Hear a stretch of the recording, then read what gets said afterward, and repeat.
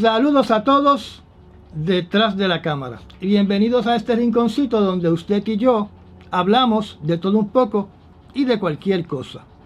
Hoy es una tarde bien lluviosa y vamos a escuchar en el ruido de fondo a relámpagos y centellas. Y mi perrita va a estar aquí conmigo porque ella le teme y se pone a temblar cada vez que cae un trueno.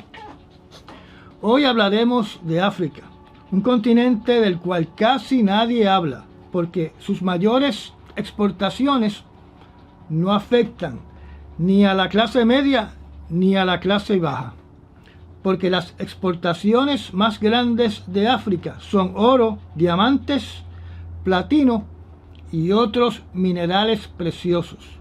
África no nos suple de electrodomésticos, ni electrónicos, ni semiconductores, ni de alimentos indispensables para nuestras cocinas. Tampoco nos suplen de los muebles que tenemos en el hogar. Yo en mi casa no tengo absolutamente nada que sea hecho en un país africano. Y aunque el país llamado Costa de Marfil es el país de mayor producción de cocoa del mundo, sus exportaciones son primordialmente para los países europeos, adictos al chocolate, como Alemania y Suiza. Así que hablando de África, supongo que como ellos no tienen un gran impacto en nuestras vidas, y tal vez el único vínculo directo a la clase media y clase baja acá en el continente americano con ellos es ver en televisión documentales de vez en cuando y de cuando en vez de su fauna y tal vez tener algún souvenir de ellos en la casa, su rol en nuestras vidas es casi nulo. Y por eso tal vez eso explica el por qué es de muy poco interés para nosotros lo que pase en ese continente. En una frase, si no nos duele en la barriga ni en la cuenta bancaria, no nos importa. Y yo tengo que ser sincero en esto. Yo peco también de esta indiferencia. África también en estos momentos no es un foco que apunte a una tercera guerra mundial. Sus guerras siempre han sido regionales. Esa es la realidad. Una realidad que también explica el por qué los noticieros ignoran por completo lo que pasa en África. La enorme mayoría de nosotros nos hemos convertido en insensibles de lo que pase en ese continente. En las redes, tal vez de vez en cuando, son los conspiralocos que hablan de África cuando atacan a una de sus personalidades favoritas, el señor Bill Gates, y lo que hace su fundación en diferentes países de África. Hoy dejaremos el tema de Ucrania y de Rusia para el final. Comencemos con África Central, viajando del este hacia el oeste. En Somalia, las guerrillas de Al-Shabaab mataron a un grupo de civiles que viajaban en sus carros en caravana a su pueblo de origen. Masacraron a 21 civiles, incluyendo naturalmente a los choferes. Las muertes son producto de que Al-Shabaab quiere el control absoluto de esa zona de Somalia. Y para ellos, esta es su forma de gobernar con miedo. En Tigray, la región que tiene un conflicto armado porque quiere separarse de Etiopía, un ataque aéreo del ejército de Etiopía destruyó un kindergarten en la región, causando muertos y heridos el viernes 26 de agosto. He mencionado varias veces que millones en este país están al borde de la muerte por hambruna. Hasta ahora no se ha publicado el número de niños muertos y de adultos. En Sudán, por lo menos 21 personas murieron con 30 heridos en un encontronazo entre grupos étnicos donde aparentemente el motivo no solo es la diferencia en religiones, sino también la pugna entre tribus y además el control de tierras que contienen yacimientos de oro. En Chad, los crecientes grupos armados en el país que se oponen al nuevo gobierno militar, pese a que hay unas inundaciones en estos momentos, informaron que mataron a 10 soldados del ejército del gobierno al sur del país. En Libia, al norte de Chad, por primera vez en las recientes semanas, resonaron disparos y explosiones matando a 2 civiles en las calles de Trípoli. Esta violencia alegadamente provino de grupos armados de los fieles de el ex coronel Haftar. Recordemos que el presidente de Libia es Mohamed al-Menfi y que Khalifa Haftar está retando el poder de al-Menfi y solicita que el ejército de Libia se le una, traicionando al presidente de esa nación. En esta semana también le metieron un bombazo al avión de Haftar en un intento de asesinarlo, donde murieron 2 de sus soldados. Recordemos que Haftar también fue un dolor de cabeza para Gaddafi, y Gaddafi lo tuvo que meter preso. Al sur de Chad, en la República Central de África, se acusa al gobierno de contratar a mercenarios rusos de la compañía rusa Wagner, que han asesinado sin discreción a civiles en el norte del país, en una zona donde hay un conflicto armado contra rebeldes que se quieren apoderar de los yacimientos de oro. Se dice que ya han muerto como 100 civiles en este año.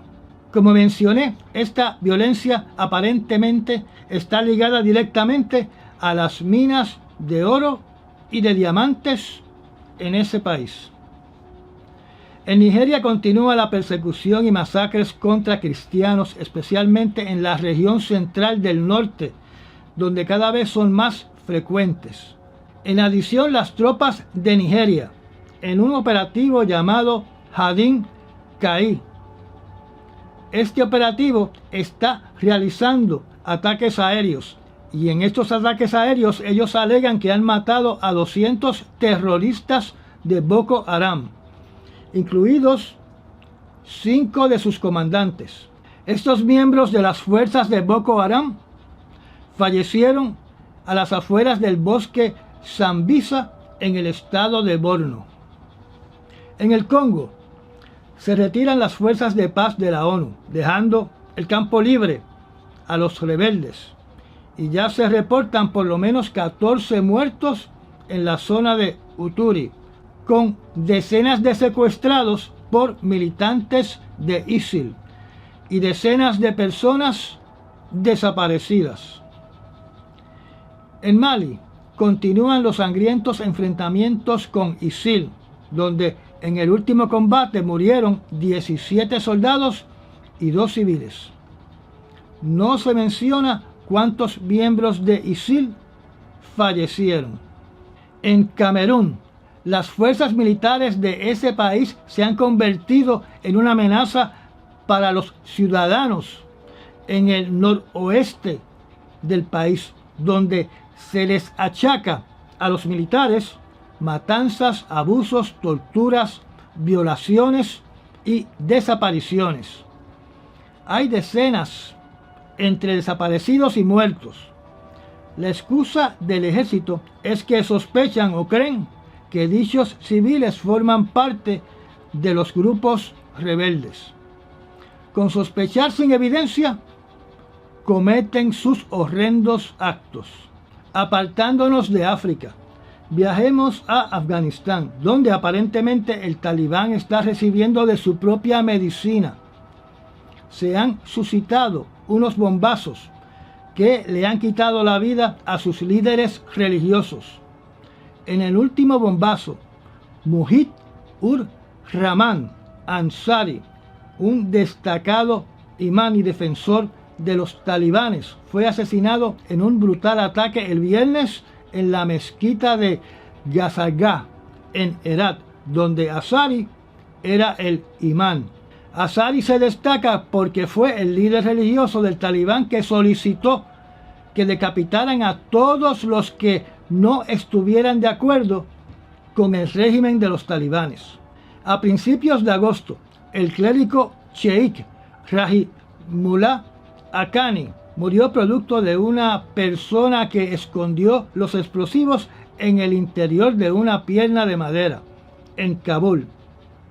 Días más tarde, en Kerkana, en la mezquita de Sidi Qiyá, otro hombre bomba le quitó la vida al clérigo Mullah Amir Mohammed Kabuli. En cada uno de estos bombazos murieron más de una docena de afganos. 3 muertes de clérigos por bombazos en un solo mes. El mes donde se celebra la salida del ejército de los Estados Unidos de Afganistán, que lo que indica es que los talibanes no tienen el 100% de control del país. Se sospecha que son miembros de ISIS los responsables por estos bombazos. Al noreste de Afganistán, en la frontera con China, en la región de China conocida como Xinjiang.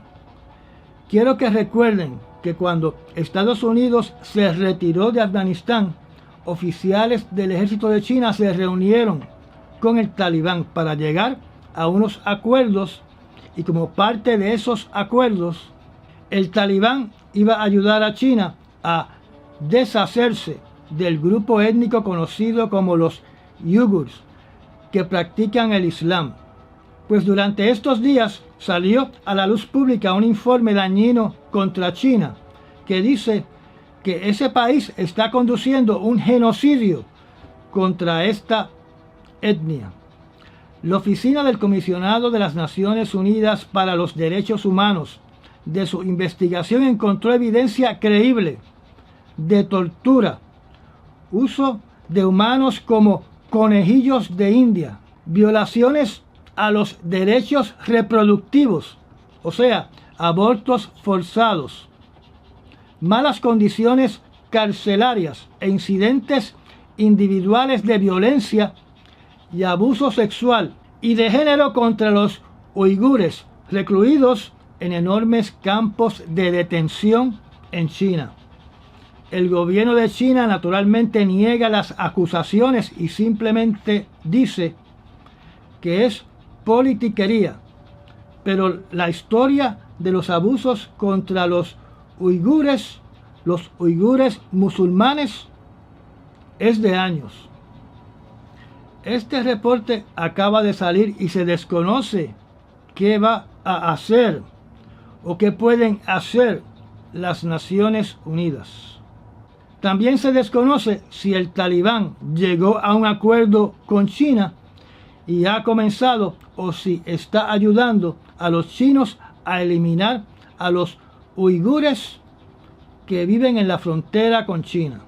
Moviéndonos a Ucrania, lo que tenemos que tener presente, lo que tenemos que conocer, es que ya los observadores o equipo especializado ha llegado a la planta de Zaporizhia, donde de este equipo especializado de la ONU se va a quedar un pequeño grupo auditando lo que pasa en la planta nuclear de Zaporizhia. Y si los rusos no buscan una excusa para arrestarlos por considerarlos como espías, sabremos si es verdad que los técnicos trabajan intimidados a punta de cañón en la planta nuclear. También sabremos si los rusos están disparando misiles desde la planta nuclear y si los rusos están bombardeando en las cercanías de la planta nuclear.